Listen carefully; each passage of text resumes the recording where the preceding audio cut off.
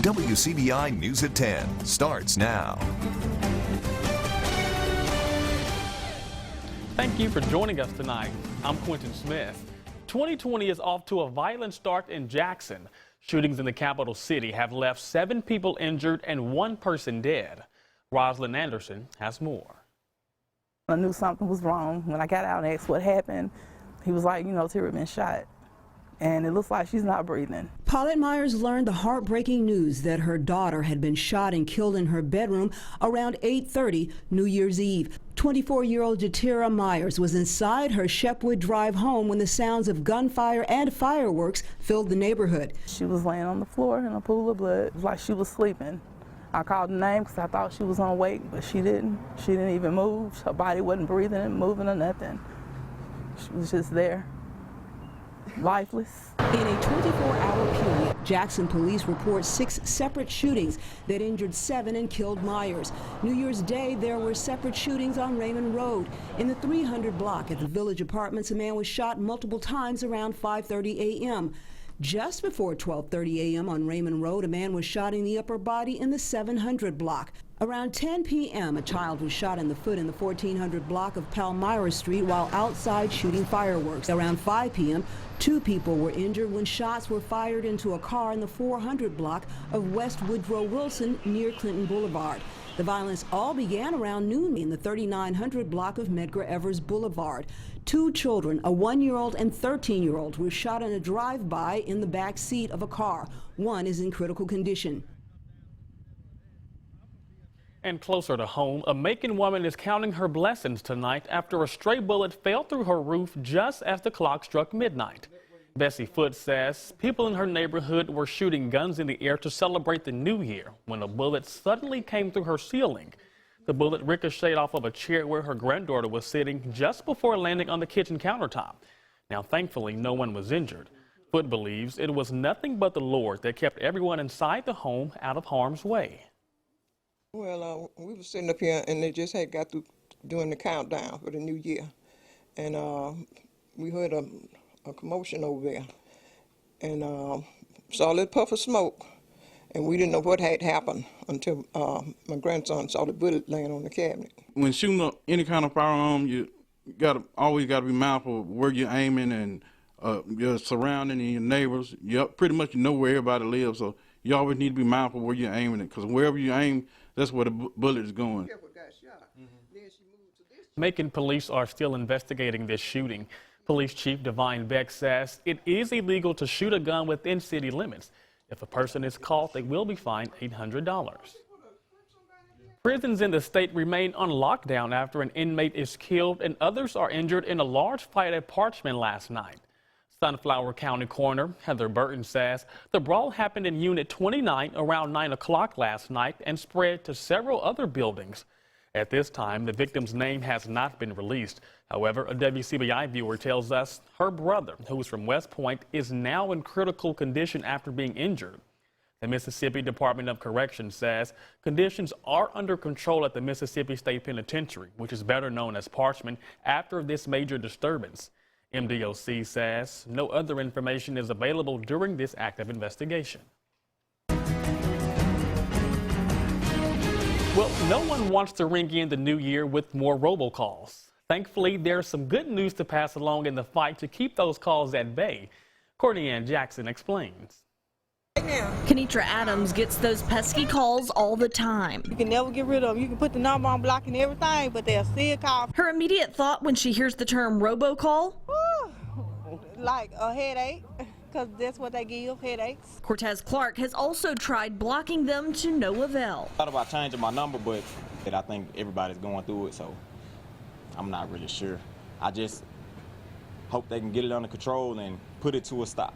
The president signed a bill into law Monday with the idea of combating the issue. It requires phone companies to put a system in place that helps stop the calls before they reach the consumer at no additional charge. The law will also give the FCC more time to fine robocallers. Federal law is a step in the right direction, but it is in no means going to stop all the calls because many of these come from international sources. Public Service Commissioner Brandon Presley says it's something being worked on at the statewide level too. What we're seeing is these calls have gone from just being an annoyance to being a crime. And we have victim after victim in this state that call our office, and while we're able to pursue an investigation of the companies, many of these scam artists, believe it or not, are living within our midst. They're within our state. Some are participating as the middleman or woman, and Presley says that's why they'll be pushing for legislation to grant more enforcement powers. So that we can work with other law enforcement agencies to have a finely honed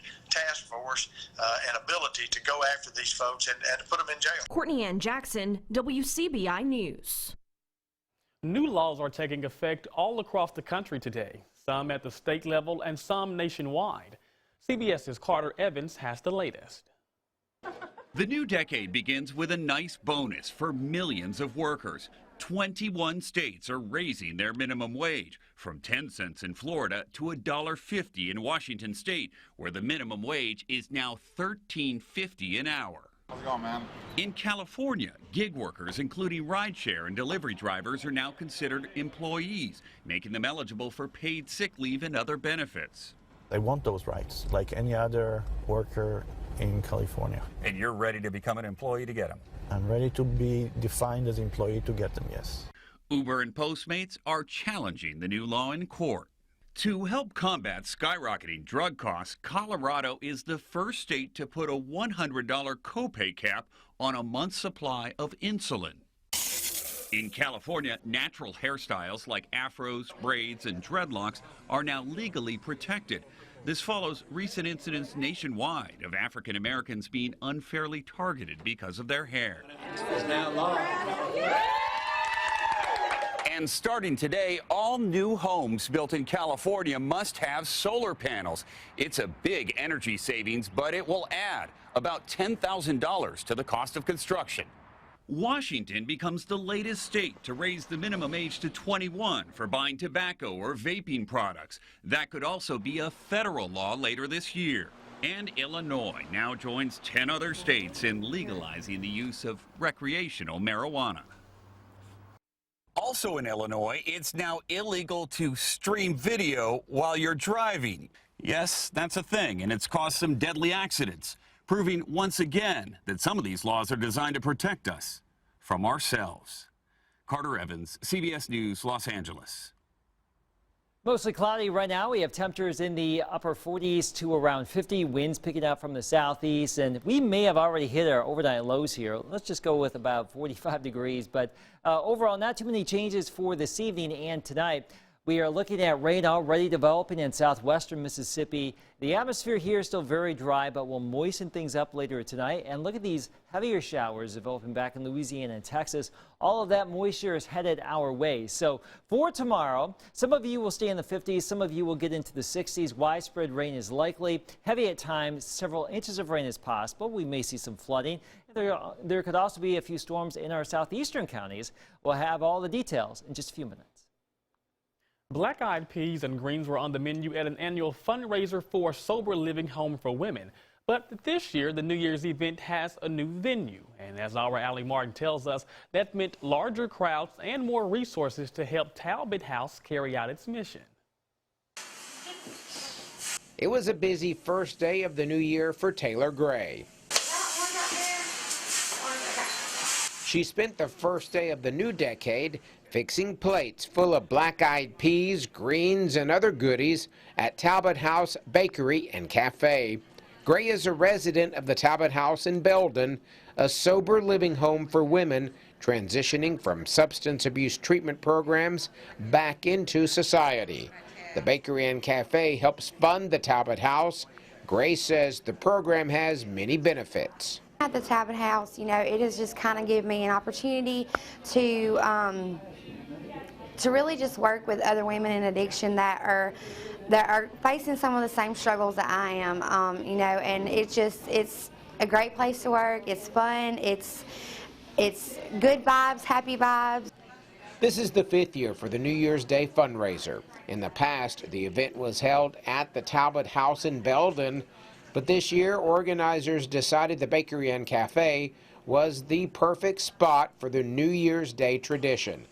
Becky Weatherford started the Talbot House residential program in 2015 and is now able to help better prepare women to transition into society with the bakery and cafe. Well, a lot of the ladies, haven't worked in a long time and they need a refresher course.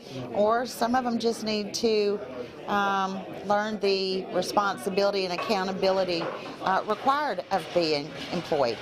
The Talbot House Bakery and Cafe is always looking for volunteers to help host, clean tables, and help out around the popular spot for breakfast and lunch. Happy New Year. In Tupelo, Allie Martin, WCBI News.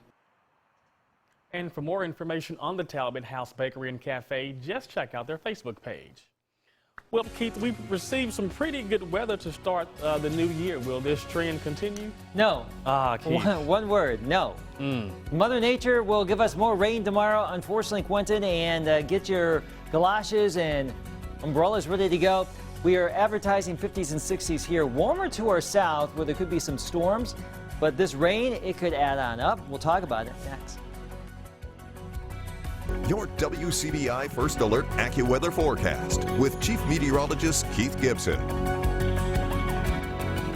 Not too bad today as we started off the new year, but we have rain on the way. Let's see if Leo is going to be loving the rain tomorrow. Well, probably not. Smiling right there, but we do have some gloomy conditions. 40s to start out, 50s and 60s in the course, or during the course of our afternoon. So a little bit cooler for you in Tupelo and New Albany, Corinth, mid-50s. Down in Columbus, Starkville, West Point, low 60s. Farther south, maybe some mid-60s in Macon, and a shot at 70 down towards Meridian tomorrow. This is our Alpha Insurance Camera Network. Our time lapses in Columbus, Tupelo, Vernon at Durham's Pharmacy, and in Louisville, Mississippi. Notice the clouds coming on in today, foreshadowing the changes. We showed you the rain earlier in first weather there, developing in southwestern Mississippi. The storm getting organized. That's coming our way. We have a flood watch in effect for the entire area through Friday. Several inches of rain on the way, and river flooding will be a concern. These are all the current river flood warnings in effect, and we do expect to see some river flooding issues that will continue through the weekend. So just be aware of that if you live along those rivers, streams, creeks, what have you. 1.5 inches to about 3, 4, 5 inches, the heaviest likely across our southeastern areas, and some of you could actually see some higher totals locally than what we're depicting there. Now, the overall severe weather threat with this situation tomorrow on the low end of the spectrum, flooding the main threat, but southeast of Columbus, there's still an outside chance for a couple of gusty storms here. The most unstable air, central and southern Mississippi, generally along and south of I-2059. But we will have to watch out to see how far the northern extent of this unstable air, that's what we are depicting in the blue here, how far north that could actually get as this system moves on through here. So severe weather not completely out of the question tomorrow, but overall the main talking point here will be the rain. This is 8 o'clock in the morning, so umbrellas needed as you get ready for work or the commute to work tomorrow morning. And notice how the rain will continue during the course of the day. Some lighter showers as we get into our Friday morning and Friday afternoon. So the heaviest rain, if we're going to get it, will be tomorrow.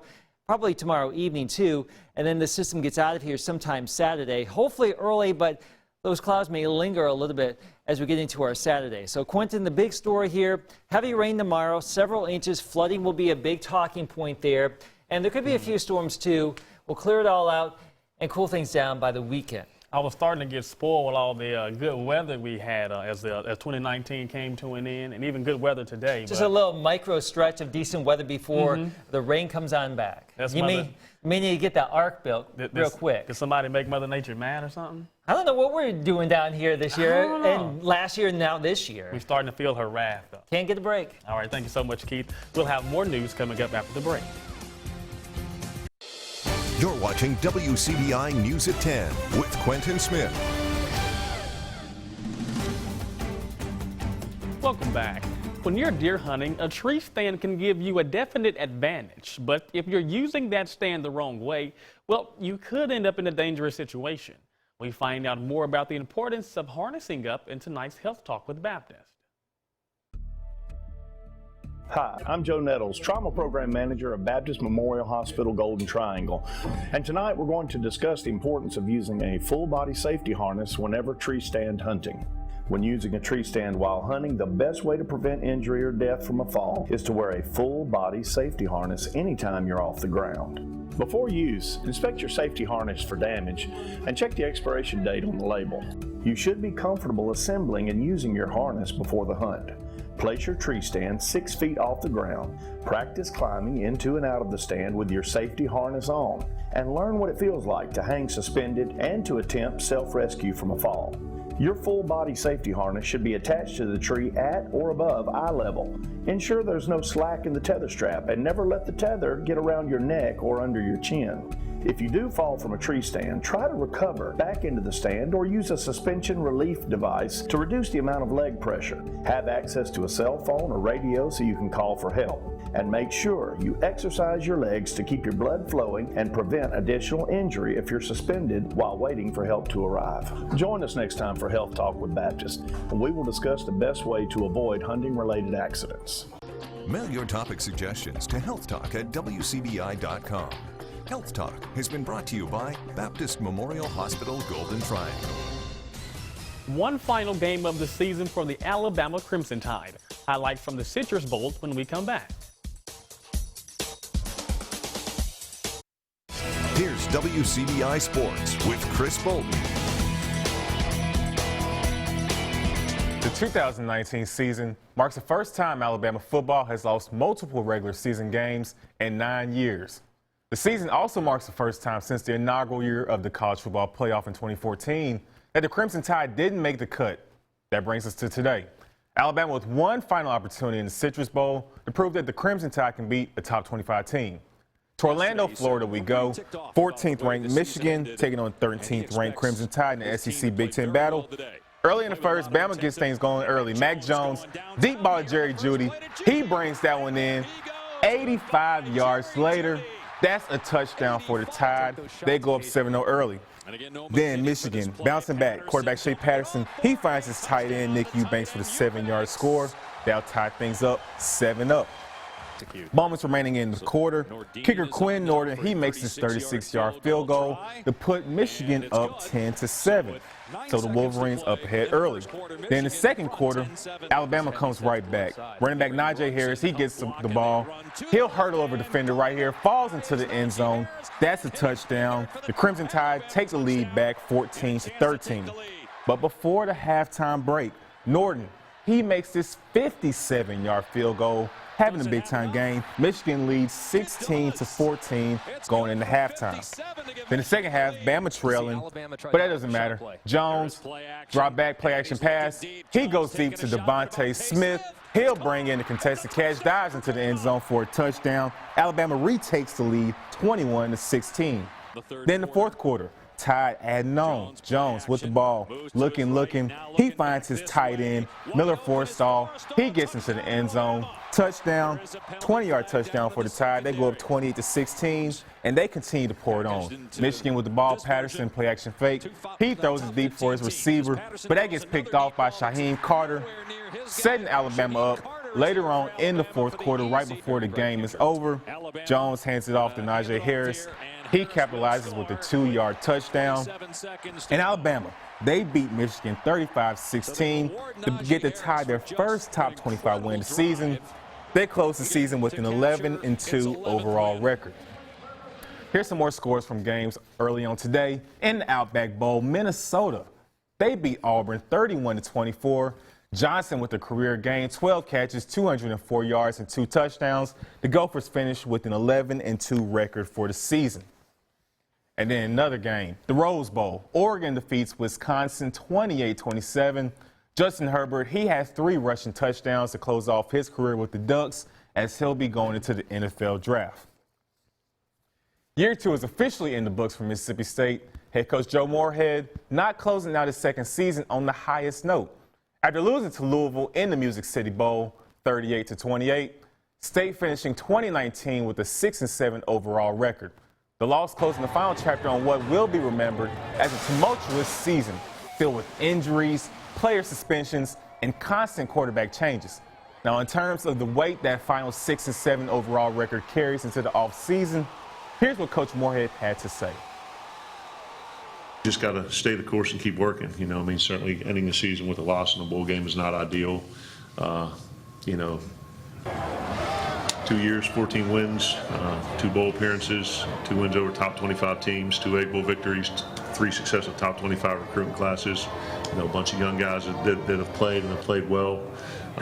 You know, it's trying to focus on the positives. You know, I'll sit down next week and, you know, evaluate every aspect of the program and see where we're at. You know, continue what we're doing well and looking to fix the things that we need to do a little bit better and, you know, take, you know, obviously not the positive momentum from this game, but, you know, all the things we've done well the past 2 years and work to continue to build off of that. And in a sense, Mississippi State women's basketball now ends one season and enters another. Now, head coach Vic Schaefer, he's pleased with the growth his young team has made already up to this point in the season, but says the real challenge begins now. I got to tell you, Chris, when I was flipping through my TV today and I saw Alabama playing, I had to look twice. I'm not used to seeing them play on New Year's Day. I'm used to them being in the college football used to being in the playoff. playoff, but, you know, that's how things roll for them this year. So this year they'll be watching the national championship at home, Yeah, just like us. They'll be watching LSU Clemson like we will. I know that's right. I appreciate it, Chris. We'll have a last look at the forecast when we come back.